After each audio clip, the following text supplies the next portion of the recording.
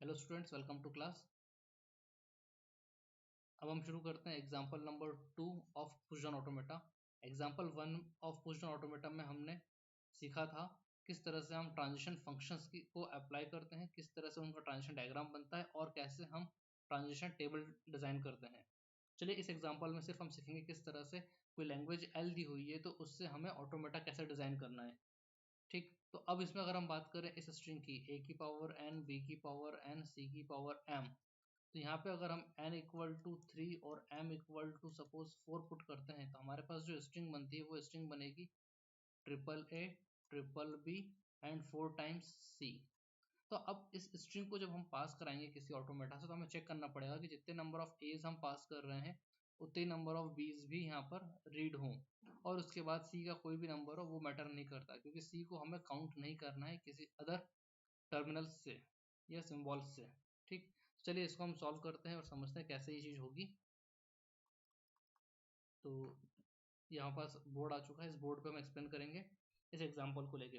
जैसा कि मैंने आपको बताया कि हमारे पास एक ऑटोमेटा है, यहाँ पर हमने n को मान के रखा है 3 और m को मान के रखा है 4। मीन्स आपके पास जो स्ट्रिंग है वो हो जाएगी आपकी स्ट्रिंग जो है, आप देखिए यहाँ पे हमने क्या किया, टेप है उस टेप में वैल्यूज पुट कर दी हैं। ठीक है, अब हम ये चेक कर रहे हैं कि ये रीड होती है कि नहीं इस ऑटोमेटा से। So there is no such argument that यहाँ पे हम कैसे इंसर्ट कर रहे हैं या पहले कैसी चीज़ें इसमें आई हैं। हम हमारा मूल उद्देश्य ये है कि हमें लैंग्वेज जो हमने डिज़ाइन करी है ये लैंग्वेज पीडीएफ से एक्सेप्ट होती है कि नहीं इसको चेक करना है। ठीक है, तो मान लीजिए हमारे पास यहाँ पे n इक्वल टू 3 है, मतलब 3 बार a है, 1a 2a 3a, 3 बार b है तो हमने 3 बार b पुट कर दिया, 4 बार c है तो हमने 4 बार c को यहाँ पर पुट कर दिया। ठीक, इनिशियल ऑफ द स्टैक की ज़रूरत हमें तब पड़ेगी जब हमें काउंट करना होगा और बाकी टाइम हम चीज़ों को इग्नोर करेंगे। ठीक है, जिन जो हमें काउंट नहीं करना एलिमेंट्स उनको हम इग्नोर करेंगे।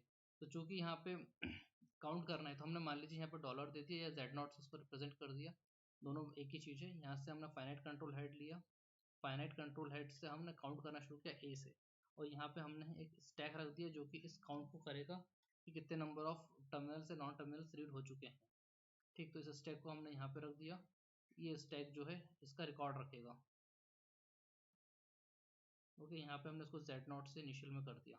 चलिए अब इसका ऑटोमेटा डिज़ाइन करते हैं हम। सबसे पहले क्यू नॉट स्टेट पे गए, क्यू नॉट स्टेट से हमने एक इनपुट दिया। इनपुट क्या दिया हमने, सबसे पहले ए को रीड कराया। इनपुट देना मतलब हमने ए को रीड करा। जब ए को रीड किया तो उस टाइम पर हमें स्टैक पे क्या मिला, टॉप पे, स्टैक के टॉप पर हमें जेड नॉट मिला, स्टैक के टॉप पे जेड नॉट मिला। फिर हमने इस ए को यहाँ पर पुट कर दिया। ठीक है, तो अब स्टैक में क्या अवेलेबल हो गया, स्टैक में अवेलेबल हो गया ए जेड नॉट। ठीक है, तो यहाँ पर हमने क्या सीखा, यहाँ पे हमने ये सीखा कि किस तरह से हमें यहाँ पे इंस्टेंटेनियस डिस्क्रिप्शन देना है। यहाँ पे हमने देखा इनपुट और यहाँ पे चेक किया अपन ने स्टैक के टॉप पे। फिर उसके बाद जब हमने इस ए को जेड नॉट जब स्टैक पे पुट किया, ये वाले ए को जब जेड स्टैक पर पुट किया तो कौन कौन से एलिमेंट्स स्टैक पर अवेलेबल हैं, स्टैक पर अवेलेबल हैं ए और जेड नॉट। उम्मीद है यहाँ तक आपको चीज़ समझ में आई होगी। अब उसके बाद हमने क्या किया, एक बार और इस कंट्रोल हेड को यहाँ से मूव कराया और अब ले गए इसको नेक्स्ट वाले पे। ठीक, यहाँ से जैसे हमने रीड किया, अब हमने रीड किया तो यहाँ पे आया इनपुट ए, यहाँ पे इनपुट ए आया। अब यहाँ से जब हमने ए रीड किया तो हमने इस ए को रीड करने के बाद स्टैक पे फिर से पुट कर दिया। ठीक, जैसे स्टैक पे पुट किया तो हमारे स्टैक पे क्या अवेलेबल है, एक पहले से एक ए अवेलेबल है और उसके बाद करंट ए अवेलेबल है। तो हमने यहाँ पे इनपुट ए दिया था, स्टैक के टॉप पे ए था और अभी दो ए अवेलेबल है। फिर अब हमने इसको यहाँ से मूव करते हुए इस हेड को यहाँ से हटाया और यहाँ पे ले आए। जैसे यहाँ पे लाए तो फिर हमने क्या किया, यहाँ पे जैसे ए यहाँ पे आया तो इस ए को वापस से यहाँ पे पुट किया हमने स्टैक पे। अब जैसे पुट किया तो करंट में हमारे पास ए है स्टैक यहाँ पे, और ये करंट ए है, स्टैक के टॉप पे एक ए अवेलेबल है। जैसे ही हमने इस ए को यहाँ पर पुट किया तो यहाँ पे हमारे पास दो ए हो गए। देखेंगे अगर आप तो यहाँ पे अपने पास है एक previous top and current top, तो ये हमारा प्रीवियस टॉप है और ये हमारा करंट टॉप है। ठीक, उम्मीद है आपको यहाँ तक चीज़ समझ में आई होगी। तो अब हमने यहाँ पे स्टैक में जो एंट्रीज करते हैं कैसे करते हैं, input symbol followed by comma, हमारे स्टैक के टॉप पर क्या है, स्टैक टॉप उसके बाद उसमें हम स्लैश करके पुट करते हैं जो वैल्यूज, जैसे हमारे पास है करंट टॉप, करंट वैल्यूज का जो टॉप है, करंट टॉप क्या होना है और स्टैक टॉप पे क्या था।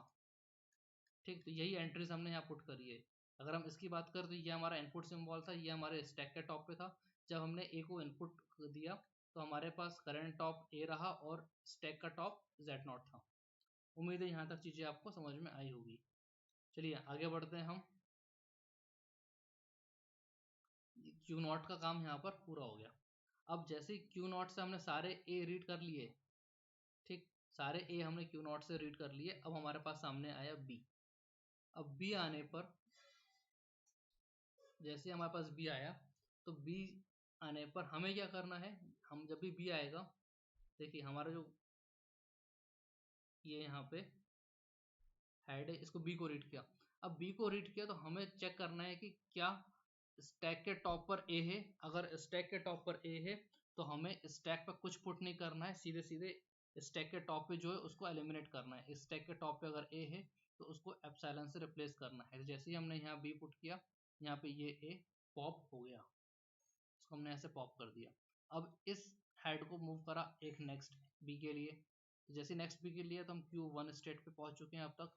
यहाँ से हमने एक लूप लगा दी और लूप में हमने पुट कर दिया B को। और अगर हमें जो है स्टैक का टॉप पर A मिल रहा है यहाँ पर, ठीक है, तो उस स्टैक के टॉप को A को हमें रिप्लेस करना है एप्सिलॉन से। ठीक, अब उसके बाद जैसे हमने किया, उसके बाद फिर जैसे हमें एक और B मिला, जितनी बार B मिलते जाएगा उसको हम A से रिप्लेस करते जाएंगे। और जैसे हम आखिरी B पहुंचेंगे, यहाँ पे हम आखिरी A है, इसको यहाँ से रिप्लेस किया एप्सिलॉन से। अब देखिए आप यहाँ पे जो है B मिलना बंद हो गया। ठीक, यहाँ पे B मिलना बंद हो गया आखिरी में, और यहाँ पे A भी नहीं बचे, Z0 पे आ गए। इसका मतलब नंबर ऑफ A's और नंबर ऑफ B's जो है वो काउंट हो चुके हैं। अब हम बात करें C की, तो यहाँ पे हमें C मिल रहा है। जैसे हमें C मिल रहा है तो हमने ट्रांजिशन करके स्टेट को चेंज करा, स्टेट को चेंज किया तो हमने यहाँ पे C को एज ए इनपुट दिया। अब हमें स्टैक के टॉप पे क्या मिल रहा है, Z0 मिल रहा है। स्टैक के टॉप पे Z0 मिल रहा है तो उसको हम Z0 ही रहने दें, क्योंकि हमें अब C को किसी अदर एलिमेंट से काउंट नहीं कराना है। ठीक, उसके बाद हमें स्टेट चेंज करके आ गए Q2 पर, Q2 पे आ गए। अब यहाँ पे हमें फिर से एक बार C और मिल गया सेकंड टाइम।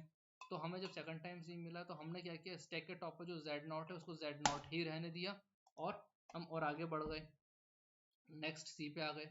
नेक्स्ट C पर आए तो हमें फिर से एक C मिला, वहाँ पे भी हमने क्या किया, Z0 टॉप पे था, उसको Z0 ही रहने दिया और आगे बढ़ते चले गए। इस तरह से हम आगे तब तक बढ़े जब तक कि हमें हमारा एप्सिलॉन रीड ना हुआ। ठीक, अब हमारे पास आखिरी C पे आ गए और यहाँ पे Z0 था तो Z0 को एज इट इज रहने दिया और यहाँ पे हमारे पास एप्सिलॉन हो गया रीड करने को। जैसे हमारे पास एप्सिलॉन रहा रीड करने को तो हम वापस से स्टैक के टॉप पे Z0 था, इसको हमने Z0 ही रहने दिया और यहाँ पे आके हमारी जो स्ट्रिंग है वो फाइनली एक्सेप्ट हो गई। तो ये हमारा ऑटोमेटा जो है एक डिज़ाइन किया है हमने, पुश डाउन ऑटोमेटा, जो कि एक्सेप्ट करता है कि स्ट्रिंग को, जो कि A की पावर n, B की पावर n, C की पावर m को पास करा सके। धन्यवाद, मिलते हैं हम एक एग्जांपल और पे।